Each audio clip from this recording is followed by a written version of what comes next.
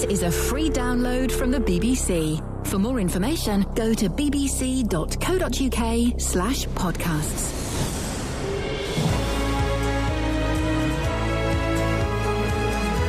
Hi everyone, well done on downloading Iain Lee's thing.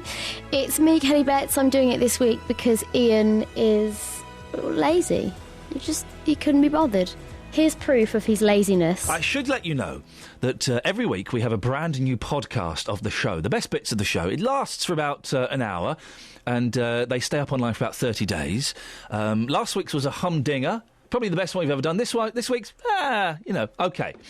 The thing is, I'm supposed to record all the links today or tomorrow for it. They're kind of just saying, well, coming up here's Lynn talking about something, and then this is Stephen and Dave. They're having an argument about bats, and here's a wind turbine man having an argument about a wind turbine. I can't be bothered to do it this week. I've actually got to shoot off straight after the show today, so I can't do it. So I'll get someone else to do it for me. Kelly, could you do it for me? Yeah, right. Can I do? I'll do it in your voice. Yeah, so please. Like, hi, it's Iain, and it's my podcast. How rude. Why has everyone been so rude today? I don't sound like that in the slightest. I've got a good voice. So this week I am hosting it. Here's a bit from Iain's show at some point this week. We had we sent Kelly Betts around the three counties' offices with a tape recorder, not a tape recorder, a microphone, to record some people singing some bits and pieces. Do you want to have a listen? Oh dear, yes I do. Here we go. Have a listen to this. Love no longer has a hold on me. I am stronger, so much more emotionally. Love no longer has a hold on me. I am free to be me. How on earth did you get that? There's more. Stay there. It's me. It's where the destiny that's gonna be. When the searching down me. That was a bit naughty. That was Justin Dealey. Can I just say, I'm going to stop you there right now. Okay, I'm going to stop you there now. Who recorded that again? Did you say was that Kelly Betts? Yeah, Kelly, come on. He wants to talk to you. Yes, because I'm led to believe. I did not record that. You sure? 100%. Because technically, it's actually illegal to record somebody without their knowledge. Goodbye, Kelly Betts. I didn't record it. Nice knowing. It wasn't me who recorded it. At the BBC. Bye. Well, that took a dark tone, didn't it? What should have been a harmless prank has involved in someone, a member of my team, launching a lawsuit against another member of my team. Oh, it was good. It was Justin Dealey singing during the recording of... Shall we have another listen?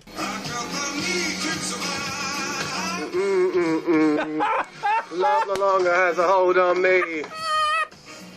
I am stronger. It's all one note. Love no longer has a hold on me. Love no longer has a hold on me. Love no longer has a hold on me. I'm free. He's taken all of the passion and excitement out of that song. It rendered it into a Stephen Hawking interpretation. It's where the destiny. It's a Dalek. That's gonna be. When the searching down me. Oh, it's the funniest thing I've heard. Don't worry, we'll play it again before 9. Just to say, it was not me who recorded that. That's my story, and I'm sticking to it. Across beds, hearts and bucks. This is BBC Three Counties Radio. With us now is former prisoner, now active campaigner for prisoner rights, John Hurst. Morning, John. Good morning. John, why were you sent to prison and for how long? I was sent to prison on the last one for manslaughter, and I got a life sentence with a tariff of 15, but I actually served 25. So,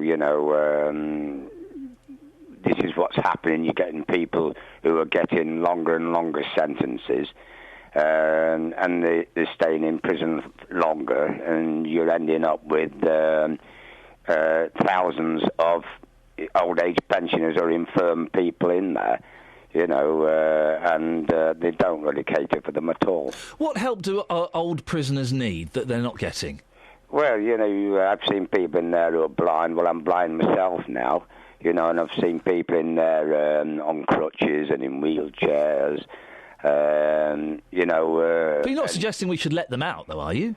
Well, you know, you're getting people like Ronnie Biggs, you know, I mean, why keep him in, you know, he's practically on his deathbed, you know. He's been on his deathbed for a couple of years now, hasn't he? Yeah. Must be bad. It, you know, they can't keep an old lag down. But, I mean, the whole point about this is you've got the National Health Service within the prisons now, you know, and they cater for older people outside, so I don't see why they can't cater for them inside. You know, you're getting a lot of people in there. You've got something like 30% going into prison from the care system. You know, so even before you start, these people have had their problems, and then as you get older, they're going to have those same kind of problems again. And the system has been relying upon the generosity of other prisoners to look after their own kinds, you know, those who are infirm, and it shouldn't be down to the prisoners, it should be down to the system to care. So you'd like to see more medical care for elderly and infirm prisoners within the prison system?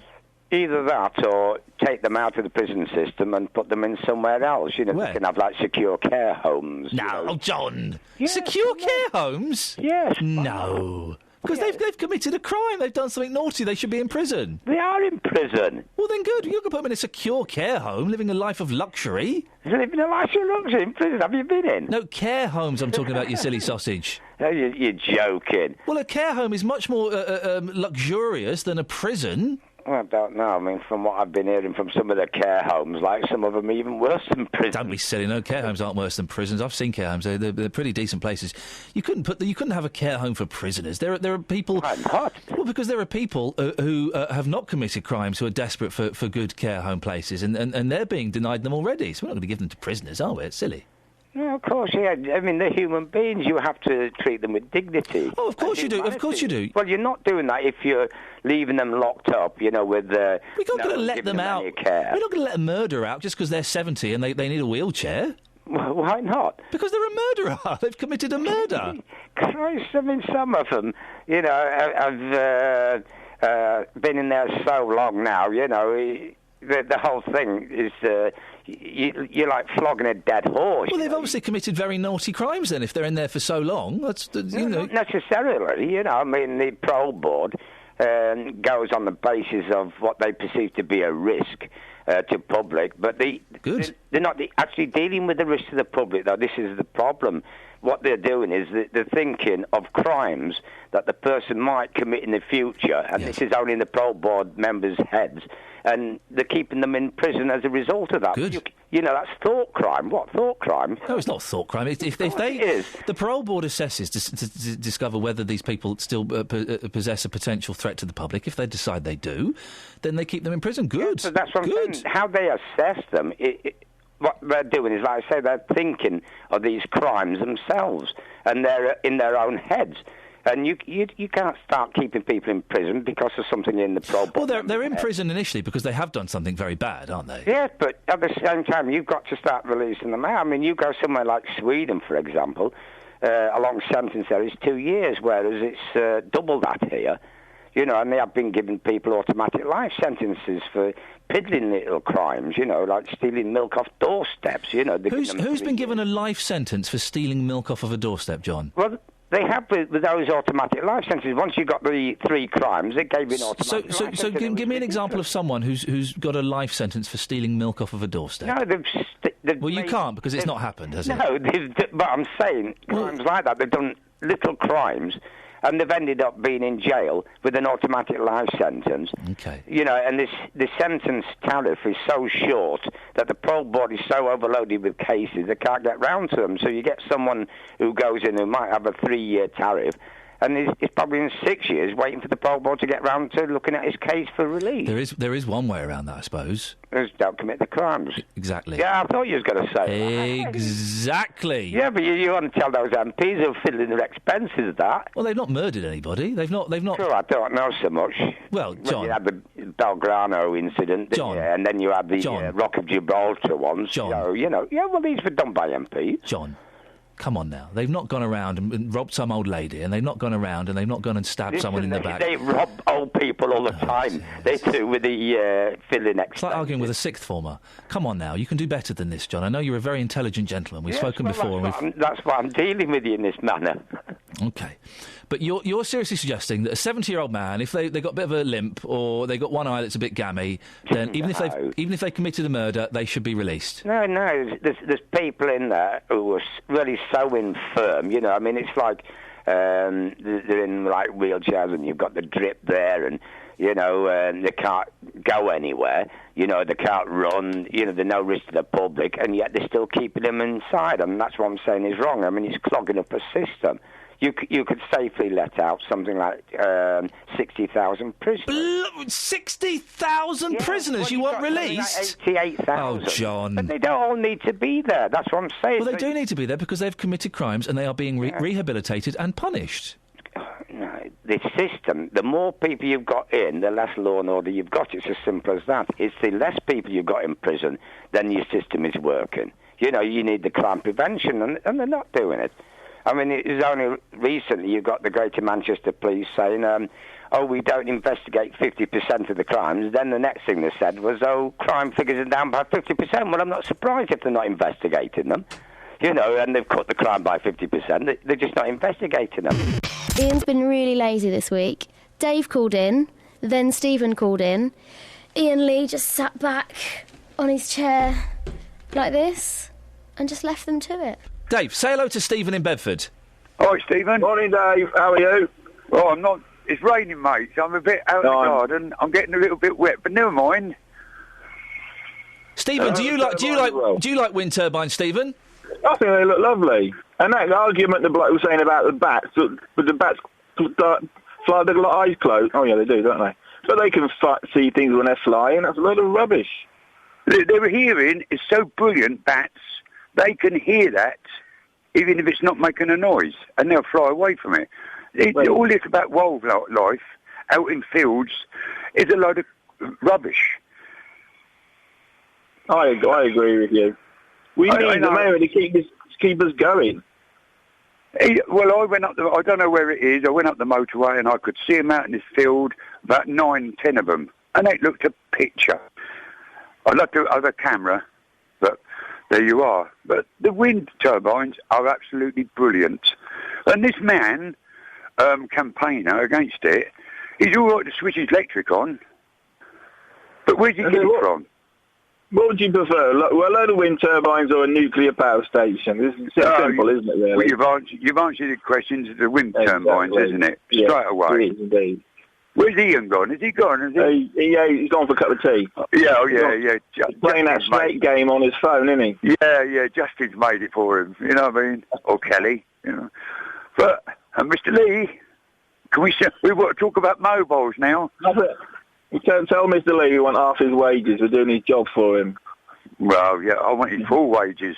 500 a week. Do you know what I mean, Steve? No. You not take your potato, please. Yeah, nice to meet you, Steve, over the phone. You know what I mean? It's nice to meet you. Yeah, get out of the rain, then. But Steve, about mobiles. Yes. I hate people walking across the road without looking on their mobiles, and when you bib, they look at you with daggers. I have people walking into me while they're texting. That's because I deliberately stand in their way.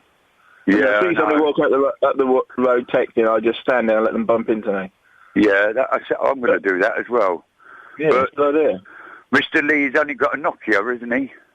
The small one. Nothing wrong with Nokia. No, He's only got a small one. No, yeah. I'm talking on a Nokia, the brick. So, Mr. Lee.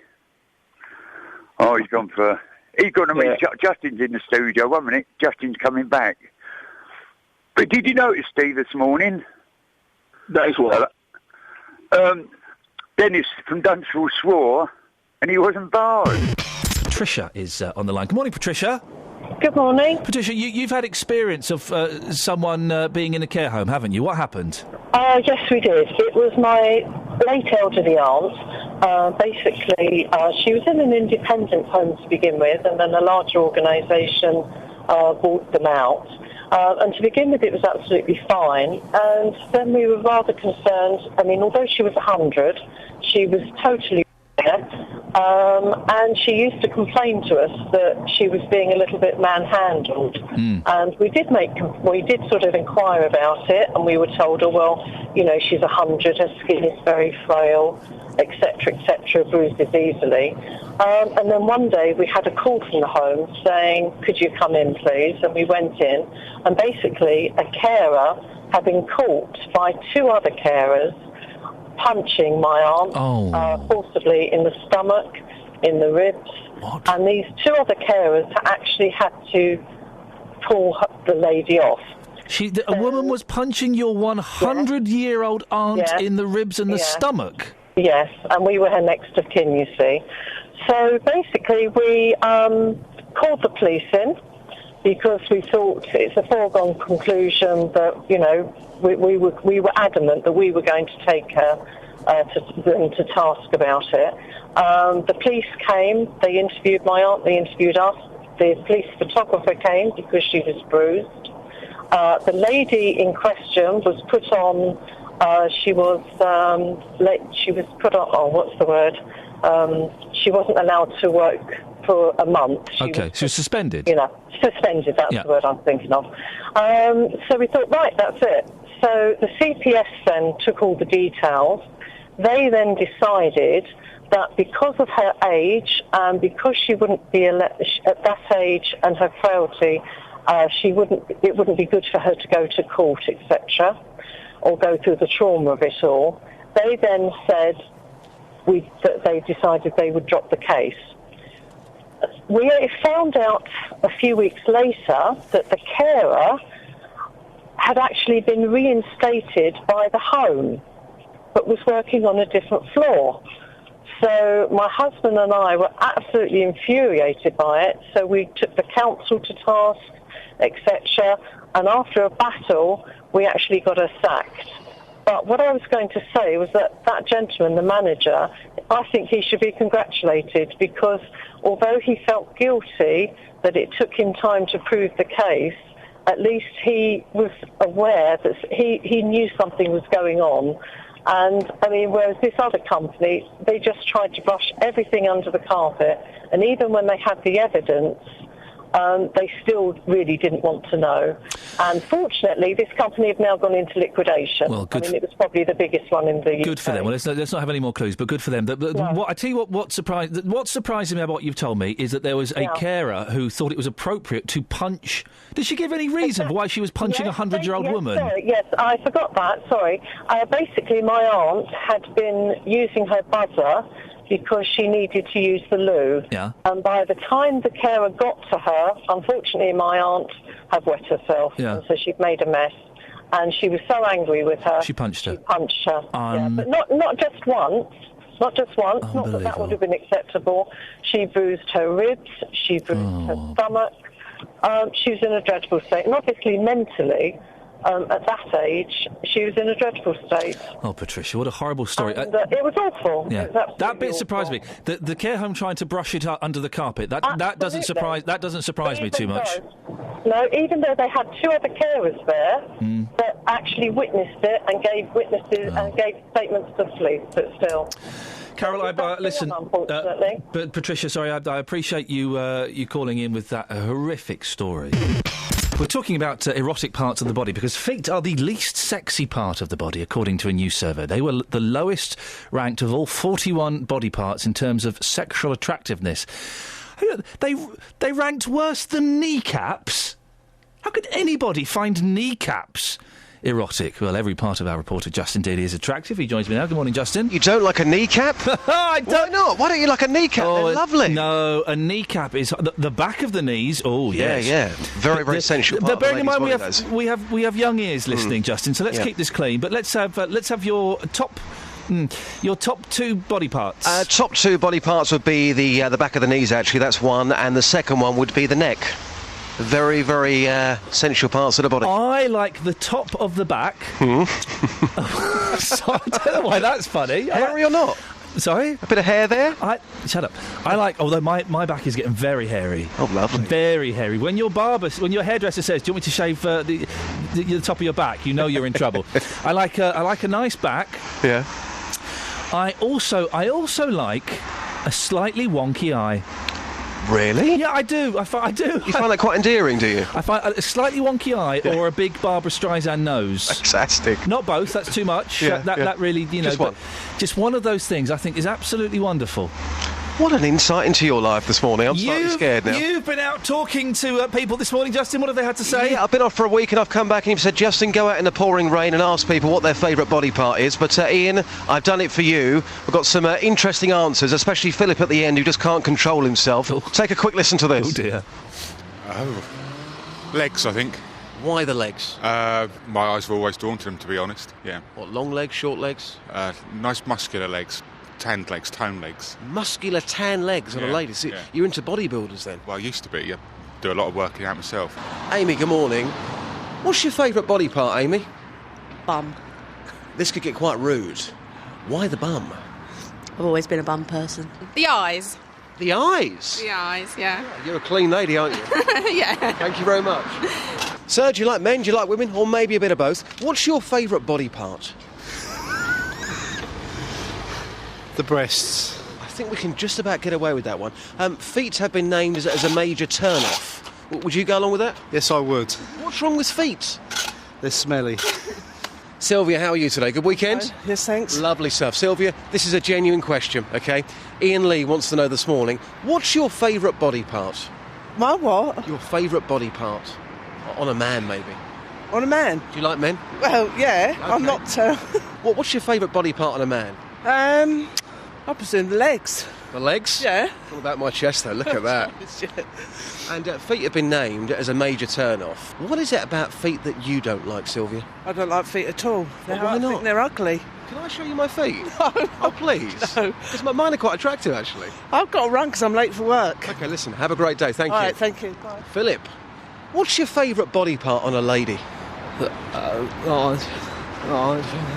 OK, thank you. There we go, you see. Wow, I think we may have just nudged up to the line and maybe put our noses over it. Feet are, they are pretty... I don't... If a lady's got nice feet, then yeah, I'm quite drawn to them, but they're not the sexiest part of the body at all, are they? No, you see, my feet are actually quite attractive because they've got character. They're slightly different because my second toe is actually longer than my big toe. That means you... that's quite unusual. Well, my mum's got that. Has she? Yeah, it means you're Neanderthal. Oh. Yeah, it's not a good thing. Oh, right. You're listening to Iain Lee's podcast. Well done on getting this far with it. I know, it's quite boring. Maybe, when you get to 100, the Queen gives you an award. Maybe she could send you one for getting this far with the podcast. Here's a guy called Brian talking about cats. Brian in High Wycombe has called in about cats. Morning, Brian. Yes, good morning. Good morning, Brian. Why do people hate cats? Well, it's not cats that I hate. There's too many of them, and their owners just let them roam. Now, my next-door neighbour's got a cat. Yes. But that's been trained to stay at its own garden. It looks at me over the fence, very nice. But other people's cats, there's one walking down the road at the moment. Shoot it. And... yes, they just let them roam all over the place. How did your neighbour train a cat to stay in its own garden? That is a mystery to me. Yes, because I've got a cat and my cat roams everywhere, and good luck to her. They say cats are territorial and they each have their own territory, so perhaps other cats have sort of stake their own claim on my garden. But why do you hate cats coming into your garden? If my little Velvet clambered into your garden, it would be a wonderful sight to behold. Two reasons. Go on. As has been said, they do tend to bury it, and, one has taken to doing it in the window trough in front of the house. Oh, no, you don't want to look out of your window to look at your... It actually pulls the Patagonians out. It pulls the Patagonians out? Yeah. And does poops? Because it's nice soil, isn't it? Yeah, good soil. It tends to be dry on that trough because it's slightly sheltered, so it's dry earth. But I don't know if you've ever seen a litter tray, Brian. I wouldn't want to do a poo in a litter tray. I'm sure you wouldn't either. I'd much rather go in some nice soil. Yes, so as I say, I'm nothing against the cats. They look at me and they run out of the garden because I chase them off. Oh, I see. I was going to say, it's not a look. Do you don't harm them. No. But, I just let them know they're not wanted. But, well, I think that's fair enough. That's acceptable, chasing a cat off your garden. But what's your message to people like me and other cat owners who allow our cats to roam? Well, keep them in at night, really. My poor Velvet likes to go out at night, Brian. Oh, dear. She likes to go out and go mousing and... Just a great one, I won't keep you talking too long, but I saw a cat chase a woodcock, and it got... it was a woodcock, a bird in the garden. Oh, thank goodness, yes. And it actually... So it was a sculpture. ...managed to get under the netting of my fruit cage, but it didn't go far enough. It had been clawed. Yes. And was in distress, so I took it to the vet. The woodcock? The woodcock. I put it in a cardboard box into straw and took it to the vet. Yes. What did the vet do? The RSPCA will pay for this. Oh. That I would have paid, but they phoned me back, the vet, later and said, "Oh, I thought you'd like to know. We gave it antibiotics, and it's now flown happily away." Well, there you go, you see, Brian. It's ended with a happy story. Brian's woodcock there was given antibiotics, and it lived happily ever after. If we did an album of the week, which we don't because it's a rubbish idea, but if we did, the album of the week this week, Kelly, would be Meet Glenn Campbell. Oh, yeah. Yeah. I dug this out. I have not stopped playing it in my... It's not even a very long album. It's about 35 minutes long. I have not stopped playing Meet Glenn Campbell in my car, just on a loop. What is it, like his greatest hits or something? No, that would be Glenn Campbell's greatest hits. This is called Meet Glenn Campbell. So what is it, his first few hits? No, that would be called Glenn Campbell's first few hits, or Glenn Campbell, indeed, the early years. This is Meet Glenn Campbell. So what is it? It's his songs about meat. It's not. It's from about 10 years ago. No, it's not. It's from about 6 years ago. And it's an album of cover versions that he recorded. It was designed to introduce him to a younger, hipper audience. That's why he's covered Travis. Are you young and hip? Yes, very, very much so indeed. Now, what I want you to do, there are 10 tracks on here. Mm-hmm. Every one of them is just perfect.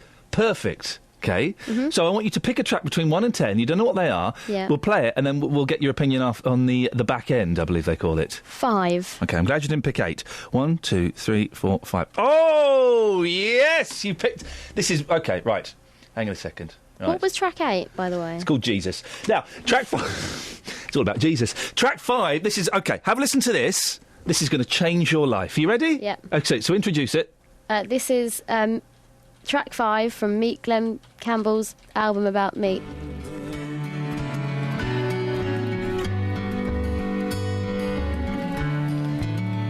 There you go, you see. It doesn't get... That was Glenn Campbell. That was These Days from the album Meet Glenn Campbell, as chosen by Kelly Betts. Kelly, what did you think?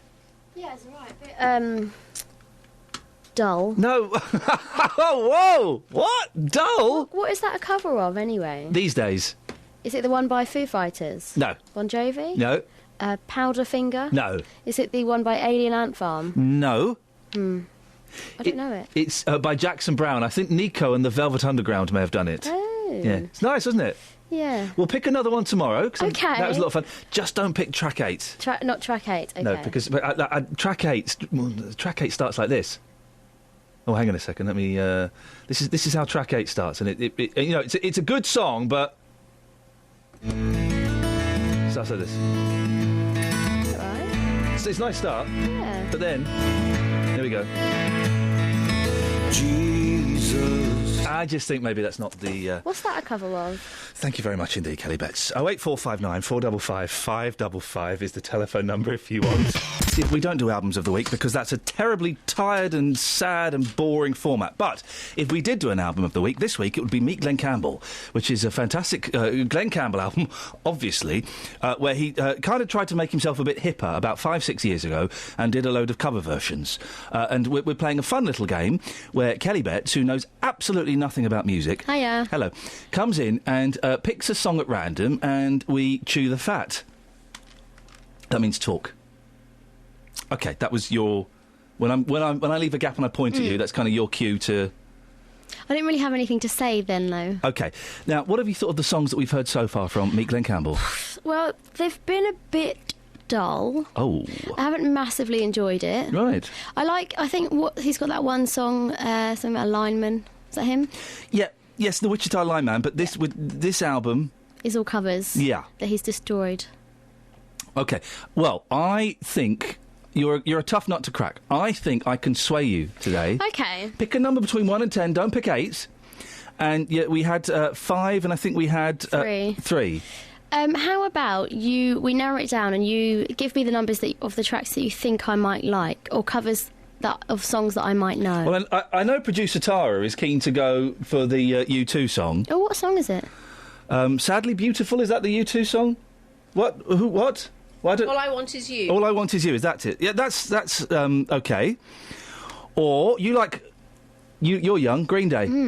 Oh, yeah, what song? Good Riddance. Really? Yes. What number is that? 9. OK.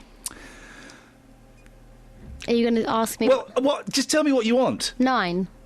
Is that what you want? Yes. Because, are you sure? Yeah. OK. Well, let's have a listen and we'll have a little... I'll see you on the other side of this. All right, then. That's what they say. Bye.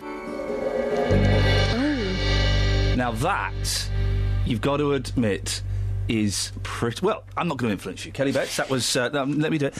That was Glenn Campbell from the Meek Glenn Campbell album, not our album of the week, with the Green Day song...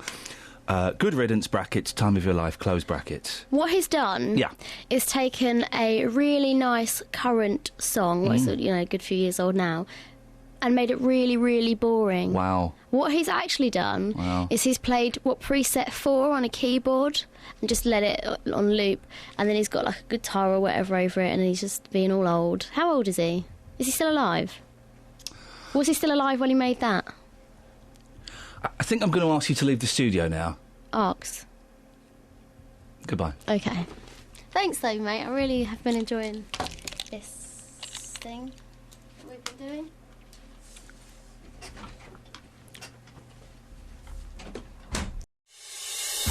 Across beds, hearts and bucks. This is BBC Three Counties Radio.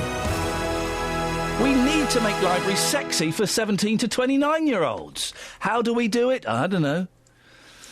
Ophelia's in Luton. Good morning, Ophelia. Good morning. How are you? I'm good. We need to make libraries sexy. No, we don't. Sorry? We don't. What do you mean?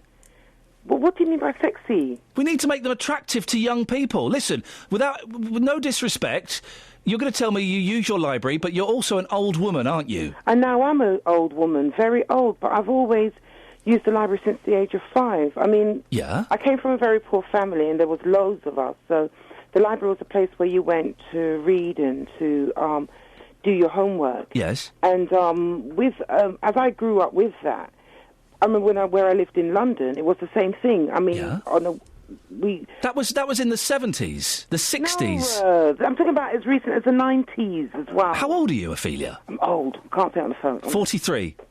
No, older. 52. Not quite. 49.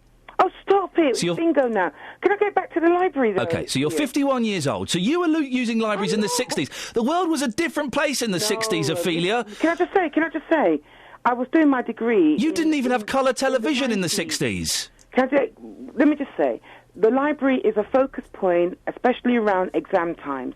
It's got the right atmosphere. Oh, Ophelia, you're so out of touch. I don't know if you heard... There's these new things. I don't know if you've heard of them. They're called computers, and all the information you can get in the library, you can get on a computer, and the young people are not bothered going to libraries. They're in their bedrooms on their computers. That's not true, That's Ian. true. Ian, you're not going to the libraries enough yourself, if that's what you're saying. Go on, even on a Saturday morning. It's mainly the Central Library, because the library is so central. I didn't even realise Wigmore's closing down, because I've been so busy and mostly going to the Central Library in Luton, which is a bit annoying, but Wigmore is my favourite library. When I first moved to Luton about 12 years ago, after getting my signing the papers and everything else, the day after I moved and got that all done, the first place I went to sign up was the library. That was in the olden days, Ophelia. No, 2000. That's 13 years ago. No, but the library is so cool. And do you know, it's a socialising place. You can meet people there. Oh, I don't want to meet people. You don't? Oh, I don't like meeting people. You get to talk to people of like-mindedness. Oh, No, don't want to talk to people in the libraries. Young people go there to meet people. No, Ophelia, for goodness sakes, you're living in a Mills and Boon novel. As recent as last year, I saw it at Central Library as well. This is Iain Lee's podcast. It's supposed to be the best bits of the week, but here's Colin from Dunstable talking about libraries. Well, I'd like to inform you that the Dunstable Library is used by lots and lots and lots of people of all ages. How many people, Colin?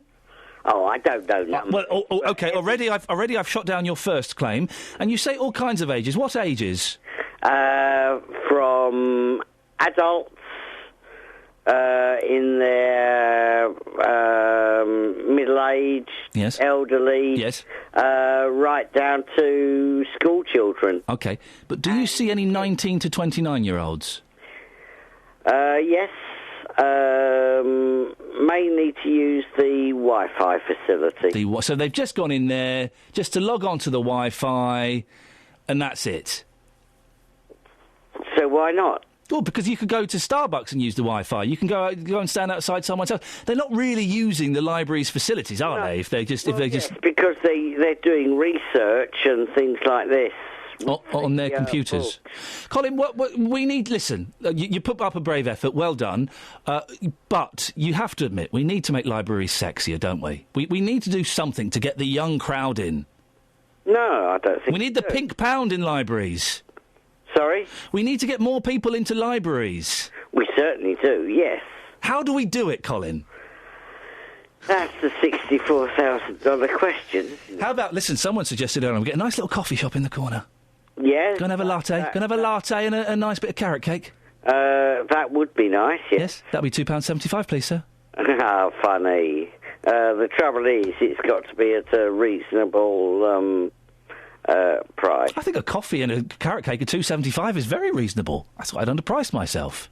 Yes, that sounds reasonable. What was the last book you got out of a library? The last book I had to order was a book on art forms in nature. Well, it can't have been that good if it took you so long to remember. Art forms in nature? Yeah, I'm trying to remember the bloke's name. It's a very old book. Must have been a riveting read. No, it was for the pictures. Oh, you just get the books for the pictures. Yes, okay, well, I mean they are exceptional. Yes. Well, we need to do something to make libraries sexier, Colin. And your project this week is to... It's not the book by Ernst Keikel, is it? Yes. Yeah, I've got this. Good pictures. Yes. We need to do... I mean, I didn't read it, but they are amazing pictures. Yeah, how do you know that book, then? I know Ernst Keikel. My dad used to go to school with him. Anyway, we'll go off on a tangent. You're that old. Yeah, listen, your project this week, Colin, and I'll speak to you at the end of the week, is to come up with a way to make the libraries sexier. Can you do that for me? Depends what you mean by sexier. To get the young people in! The pink pound! Okay, I'll have a think. I'll speak to you on Friday, Colin. Bye. There we go. You'll be pleased to know that that's not the last you'll hear of Colin in this podcast. There had been an incident at BBC Three Counties Radio. In the car park, there were two...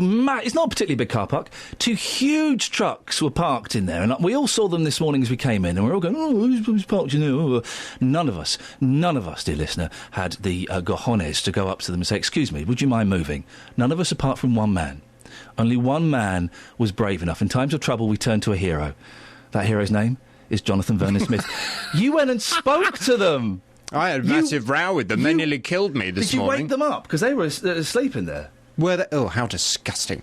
Well, as I arrived, they were blocking everybody in, so I went up to one of them, and I said, what are you doing? How am I supposed to get my car in? Anyway, he instantly got very aggressive with me. And he said, we've got permission. I said, who gave you permission to leave your lorries in this car park? He said, the hotel. So he pointed at the hotel over the road. So that was it. I stormed over there. Yeah. I spoke to them. They said, they've not even been staying here. Right. They said, it must be the other hotel. So I went in the other hotel. Wow. They said... No. We didn't give them permission, but actually we'd like to know who they are because they've been blooming abusive to our staff all night as well. Oh, dear. So I came back out there, had a go at them. Then one of them gets out of his lorry, comes to back up his mate. I said, excuse me, there is no need to be so rude. I'm trying to establish why you're parking our car park. He said, what's the problem? I said, I'll tell you the problem. Nobody can get their cars in or out of our car park. That's the problem. At that point, he said, you need to get a life, mate. After he had done something that I can't even describe because people might be having their breakfast. He did something involving his nostrils on the floor. Disgusting. These people were absolute animals. Wretched animals. And there was a great physical aggression as well, wasn't there? Well, thankfully, my good colleague Tim, he came and backed me up. Well. And my colleague Jenna, she came and backed me up as well. She'd be more use, I think, than Tim. As they drove off, they threw a stone at me. It hit my colleague Jenna's car. It landed on it actually hit her. Poor thing. Why are you laughing at that? Because they were trying to get me. They got her. Jenna got hit with a stone. They threw a stone. Anyway, don't you worry. Don't you worry. I've already been on to the police this morning. Have you? I've already established which firm has hired them the lorries. Yes. They're phoning me back this morning to tell me the details of these people. Wow. I'll find them, don't you worry. And then what are you going to do with them when you do find them? I can't go into detail on air. Karate chop to the windpipe? I'm not giving away my secret weapon on air. It's at times like this I wish I had a taser. Make their eyeballs pop out. What you didn't get, dear listener, as Jonathan was recounting that story, he was acting it out. It was Richard, I'm sick of these kinds of people. Who do they think they are? They throw their weight around, and everybody, they make everybody feel frightened. No, it's time to stand up. Exactly. Walter the Softy is standing up to Dennis the Menace. We just had a conversation upstairs. One of my colleagues said, oh, yeah, but you know what's going to happen? If you cause them trouble, they're going to come back and they're going to do things to our cars in the car. We cannot allow these people to just carry on behaving like this without people standing up to them. Hang on a second. That is actually a really good point. Mine and producer Tara's and Kelly Bett's cars, we're here before. Well, can I suggest you park your car in another car park? Because I'm not allowing these kinds of people to just bully everyone else, throw their weight around, and there are never any repercussions. These people are going to be held to account. Of all the turf wars I could have got involved in Luton, I didn't think you'd be involved in it. You'd be one of the sides. I thought they were going to kill me this morning, especially when the other one got out the lorry and came over to have a go, and I suddenly had a realisation. I was holding a briefcase and wearing tweed. I thought, oh, good Lord, I've got tweed on. Well done you for saying something.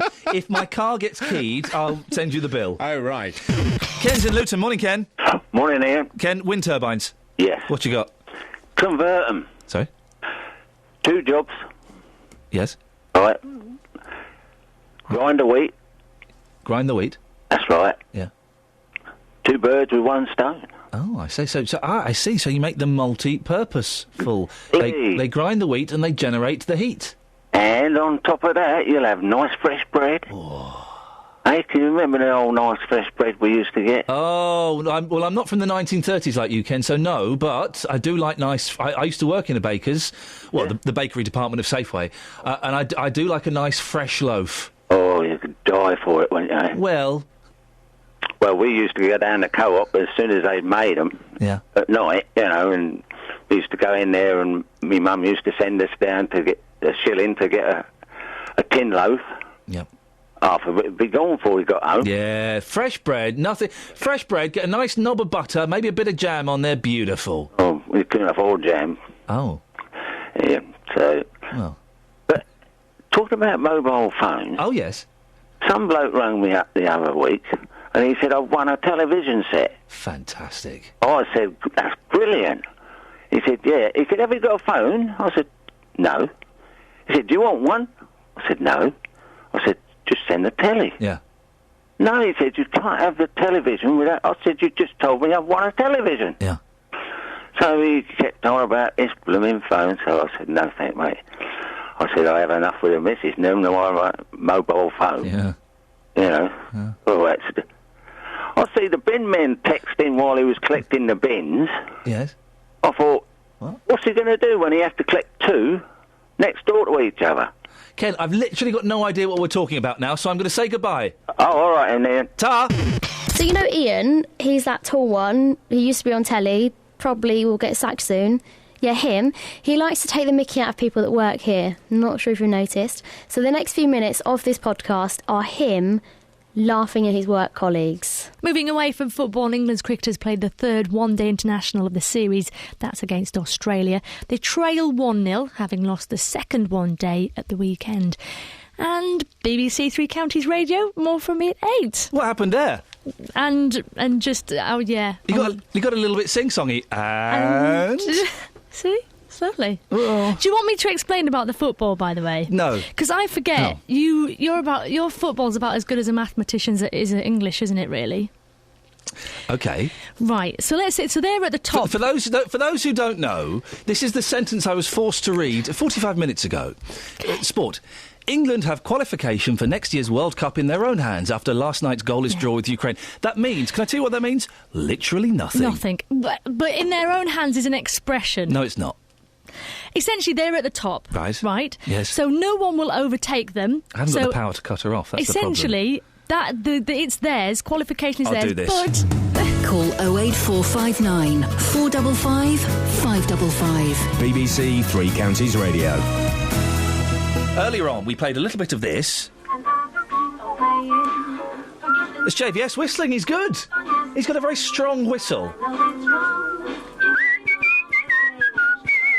Not as strong as mine. Yeah, I know. We've all been impressed by it. We've all been passing a tape around, a little cassette of JVS whistling. Oh, it's good.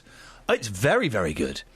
Anyway, we recorded him. We were so impressed by his whistling that Justin, you came up with this idea, didn't you? Yeah, great idea. The whistle test. Sony Award-winning, only a Sony Award-winning idea if nothing else is entered that year in any category. Yeah, we are first for news, so don't forget. Well, no, we don't do that anymore. Oh, we don't? No. We're local and vocal, aren't we? That's us. Yes. Hi, pleased to meet you.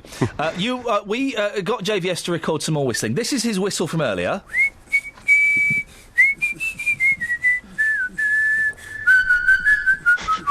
It's good. It's not bad. Not It's the not- echo. So that's it. Now, you have been... OK, your whistling's pretty poor. You've been wasting licence payers' money by going out and about on the streets of Luton to see if anybody could identify that whistle. What, being creative, you mean?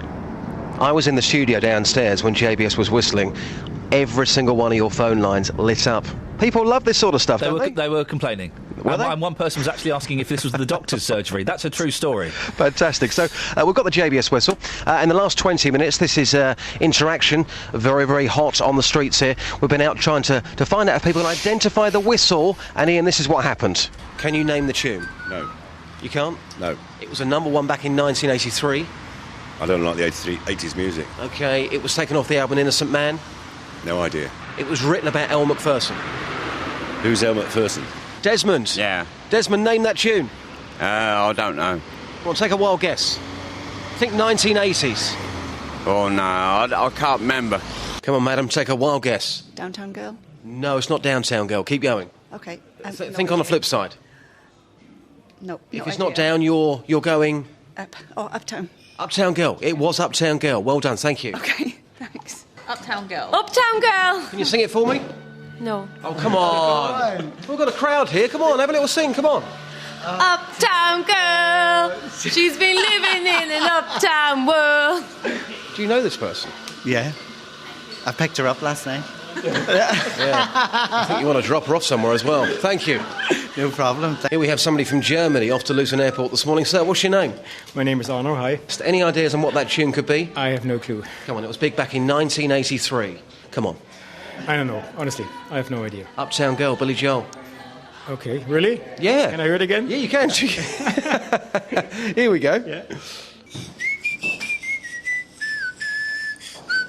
No, when annoyed. Yeah. Definitely, yeah. Fancy a little sing-along? Yeah, no, I can't. Uptown Girl. No, I'm not singing, no. I thought the whistling was pretty spot on. Colin is in Luton. Good morning, Colin. Morning. Colin, whistling. I'm not in Luton. Yes? I'm not in Luton. Oh, where are you? I'm in Dunstable. Can I say Luton just because it says Luton on my screen and it's easier for me? No, because it's factually wrong. Factually wrong, but if we acknowledge it's factually wrong and we just say Luton... You'd be OK with that, wouldn't you? Not really. OK, no. OK. Let's go to Colin in Luton. Good morning, Colin. Morning. Colin, whistling. Did you get what song JVS was whistling? I did immediately. Yes. He's got a good old pair of lips on him. He has, yes. Yes. Are you a fan of the whistle?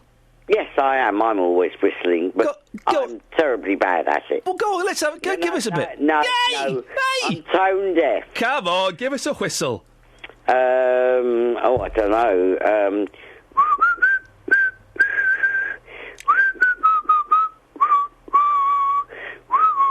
The theme to Blue Peter. No, that was Uptown Girl. What, the same song that Jonathan was whistling? Yeah. Blimey! Oh, you were right, you're awful. Yes. Is that it? Yeah, No, that's it. no, hang on a minute, Colin. You're the... we spoke yesterday, didn't we? We did. We did. We will speak tomorrow. I have, for those who don't know, I've set Colin some homework. I'm going to start giving the listeners homework, I think. And Colin's homework is to find some ways to make libraries sexier. We want to get younger people in libraries. We want the pink pound in the library, don't we, Colin? We do. So have you been thinking about it? Yes, and I talked to someone that works voluntarily part-time in the library as well. Oh, to get some ideas on how... Did you say, look, BBC Three Counties Radio have asked me how to make this library sexier. Have you got any ideas? Sort of, something like that. OK. Well, we'll speak to you tomorrow morning. OK. Justin Dealey has been finding out whether we need to make the local library a more attractive and compelling place to visit. I can't imagine you've ever been to a library, Justin. Very harsh. I've been to a library, probably about the last time I went was about a year ago, actually. OK, what was going on there? Was a hot girl working there or something? No hot girls. That was half the problem. That's why I left quite early. It wasn't particularly good. You've been speaking to people about this, haven't you? I have indeed, yes. I went to Hemel yesterday and the local library there. I stood outside the library and I've been asking people how they would make their local library sexy. Some fascinating answers. Here's what people had to say, Ian. Right, we've got three young lads here. What's your name? Stanley Hayden. George Bignight. Reece Bellis. And how old are you? I'm 16. I'm 16. I'm 16. All 16 years old, right. When was the last time you used that library over there? Oh, God. About 2 years ago, I think. Don't think I have used it. Probably about 9 years. OK, answer this question. How do we make libraries sexy? What's going to get you into that library? Oh, I don't know. Because books are boring, aren't they? Yeah. So you're saying scrap the library full stop? Yeah. Right, OK, what about you? How are we going to sex up libraries? I don't think you can, mate, if I'm pretty honest. I think, I don't know, get some pole dancers in there or something. Pole dancers, OK, and finally you? Well, I just literally think you should maybe give it a whole refurbishment and put more books in it. Longer opening time because there's someone standing outside there now and it doesn't open till 2 o'clock, so he's going to wait for a long time, isn't he? So longer opening times, that'd be the first thing? Yes. You can make it more intellectual, by all means, but look, you cannot make a library sexy unless you want to go down the route of sexy. And unfortunately, a library doesn't come under that thing. Yeah, I see your point. You can't even make a noise in there, can you? No, exactly. So how can you make it sexy? Here's Peter from Poland in Hemel. It's got a ring to it. Peter from Poland. Okay. Peter, very simply, make a library sexy for me. How are we going to sex them up? Sexy? Well, library for me is very useful, that's it. That's not sexy, though. Well, no, maybe not, but I don't come it for a sex. Just only coming for books or internet or something. How do we get more people in there? How are we going to make it appealing to them? You know, like when you see a beautiful lady, it appeals to you? How are we going to make libraries sexy so people want to open that door and experience? It is a very strange question, to be honest. It's a relevant question. Somebody said to me, what about having better-looking librarians? Would that work? This library is very useful, seriously. A lot of people using this place. I mean, to be serious for a second, if you were to lose that library, you'd be very upset, would you? Oh, yes, because they have a lot of books. Internet is available, so, for me it is a very useful place. So it's sexy enough as it already is? Yes, I think so. I'm not interested about the ladies inside. OK, well, there's some differences of opinion there. Thank you for that, Justin, up to your usual high standard. We can speak now to Colin in Dunstable, who's a listener to the show, and we were speaking about libraries earlier in the week, weren't we, Colin? We certainly were, sir. You are a big fan of libraries. Yes. How often do you use your local one? It depends. Sometimes I go in there once a week, sometimes once a month or every couple of months. They're an important resource, aren't they, to have? They certainly are, yes. Why do you think they're so important? Because of the amount of information that is there on all different subjects. Books is knowledge, knowledge is power. Yeah, but it's also community information and things like that. Well, Colin, I set you some homework a couple of days ago, and you have very bravely taken up the challenge, and you've come back on the air. I asked you, how do we make libraries sexy? I don't think you can. Oh. You had 48 hours research, and that's what you've come back with? No. I mean, at Dunstable, there are all sorts of clubs for all sorts of ages. There's help with the internet. There's help with job searching, all sorts of things. All sorts of little events go on for all sorts of ages. We've got lots of reading help for families. There's a myriad of things going on. Do you think that's part of the problem, Colin, is that people don't know just what's... Sorry? Excuse me. Are you okay? Yep. Yeah. You think that people don't know what's available to them in libraries? They think it's just full of old men coughing. Yeah. I mean, no. Not old men coughing at all. It really is. I mean, while I was in there yesterday, about 4 or 5 o'clock, a couple of middle school children came in asking about facilities. Oh. But there's a teenage section with a dedicated teenage area where they've been doing a lot of... there's been a lot of help on some entertainment.